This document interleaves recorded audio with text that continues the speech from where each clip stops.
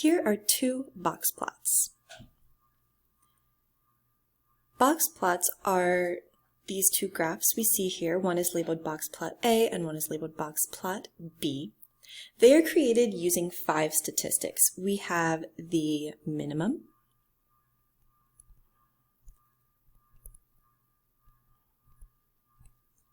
which on box plot A is right here, and on box plot B is right here.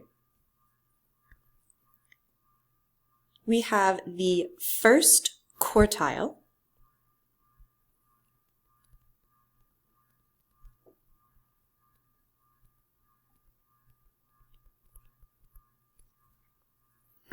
on box plot A, that is the left side of the box. Box plot B, same thing. There's our first quartile.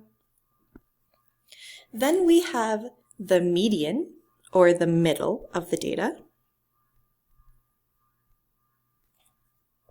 We see that on box plot A right here, and on box plot B right here.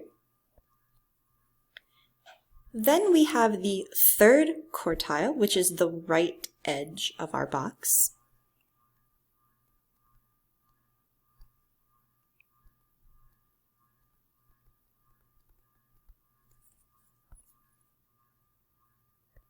On box plot A, that is here, and on box plot B, right here. And lastly, we have the maximum.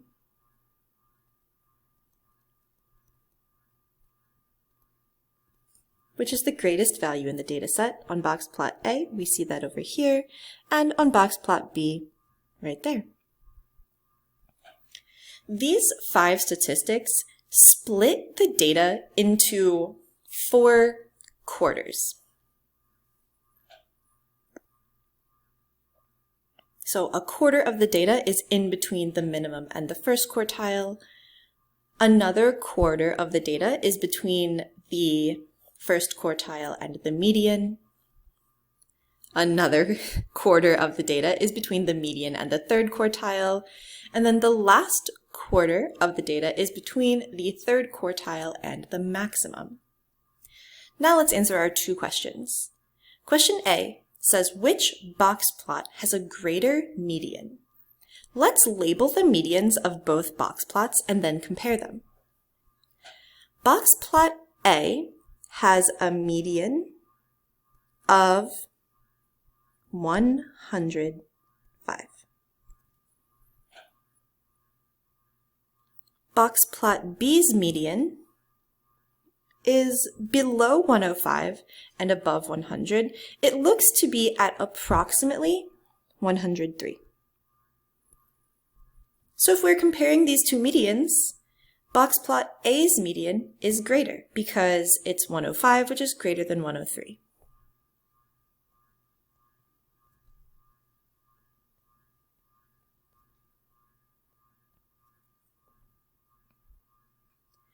Question B asks, which box plot has a greater measure of variability? The measure of variability on a box plot is called the interquartile range. And that is the distance between the first and third quartiles. So we're going to label the first and third quartiles on both box plots and then compare those measures of variability, or those interquartile ranges. On box plot A, the first quartile is at 100, and the third quartile is above 105 but below 110. It looks to be at about 109.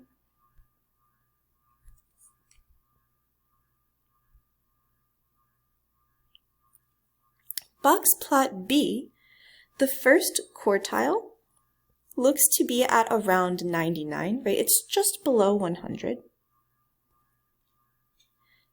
And the third quartile is a little above 110, so we would estimate it's 111. Now, you might be able to just look at the 2 box plots and say, hey, box plot B's box is much longer But we're going to actually calculate the interquartile ranges just to make sure that box plot B really does have greater variability. So for box plot A, the interquartile range is going to be 109 minus 100, which is 9.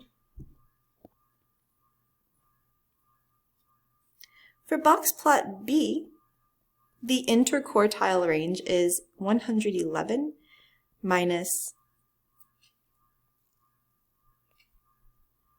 99, which is 12.